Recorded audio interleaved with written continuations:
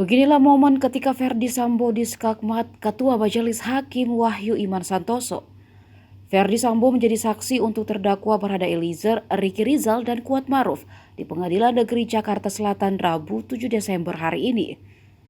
Saat itu Hakim Wahyu mempertanyakan bagaimana reaksi Sambo saat mendapatkan laporan kejadian yang dialami istrinya di Magelang, Jawa Tengah. Sambo mengatakan jika dirinya sebelumnya tidak pernah mendengar istrinya menangis seperti hari itu, sehingga membuat Sambo merasa khawatir. Namun meski khawatir, Verdi Sambo malah pergi bermain bulu tangkis.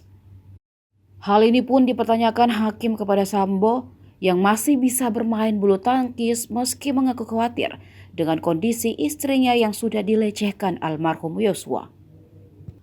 Menurut hakim, penjelasan Sambo bertolak belakang sebab Sambo yang mengaku khawatir dengan tidak menuruti keinginan Putri Chandrawati untuk menghubungi polisi, tapi dirinya tetap bermain bulu tangkis.